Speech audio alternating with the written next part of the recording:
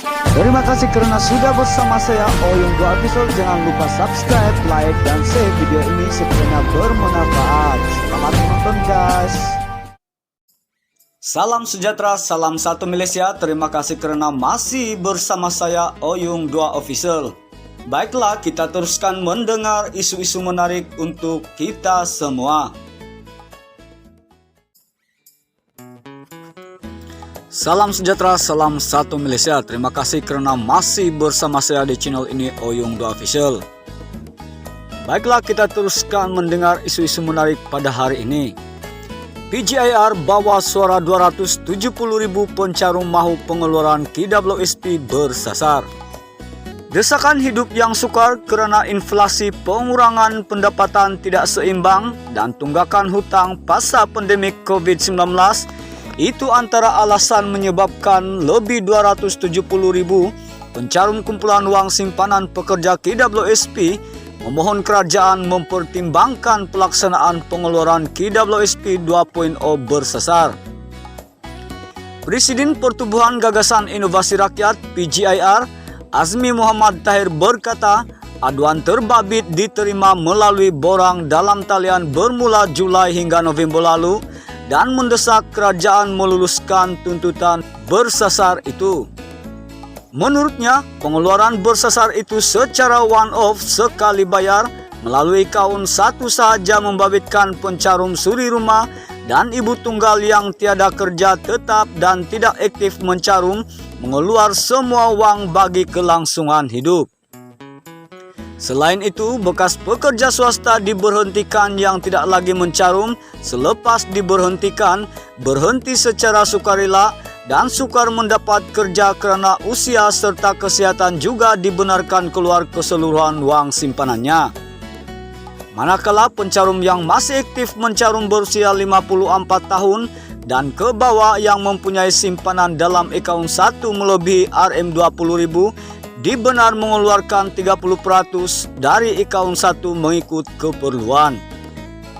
Pencarum masih aktif mencarum yang ada baki simpanan RM19.999.99 sen ke bawah dalam akaun 1 dibenarkan mengeluar keseluruhan dan meninggalkan RM200 dalam akaun 1 dan 2, katanya di sini hari ini.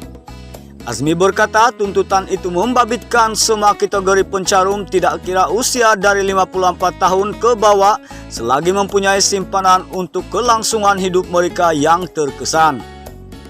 Pencarum di Selangor mencatatkan jumlah tertinggi yang mahu kerajaan mempertimbangkan pengeluaran KWSP diikuti Johor dan Perak. Usia paling tinggi pula antara 36 hingga 45 tahun yang kebanyakannya mempunyai anak yang sedang membesar dan belajar di peringkat tertinggi.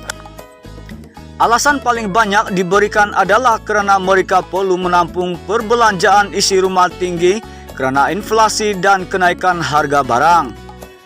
Selain mahu menyelesaikan tunggakan hutang yang tak dapat diselesaikan sepenuhnya ketika pengeluaran RM10.000 pada April lalu, selain pendapatan mereka sudah berkurang, katanya.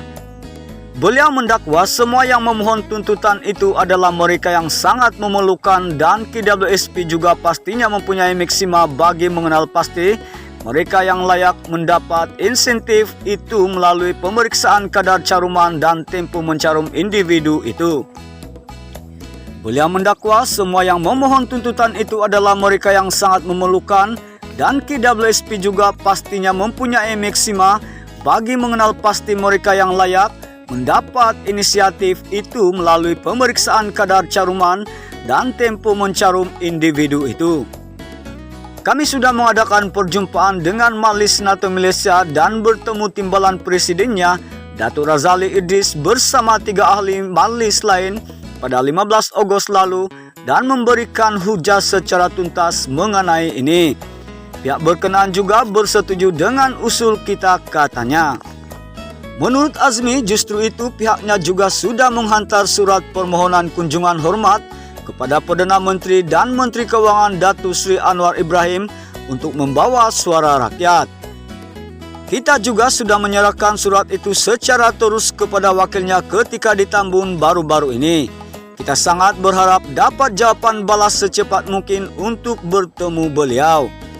Ini semua untuk pencarum KWSP yang sangat memerlukan ketika ini, dan kami berharap Datuk Sri Anwar dapat memberi perhatian sekaligus meluluskan tuntutan ini, katanya. Sekian saja dari saya, Oyung 2 Official.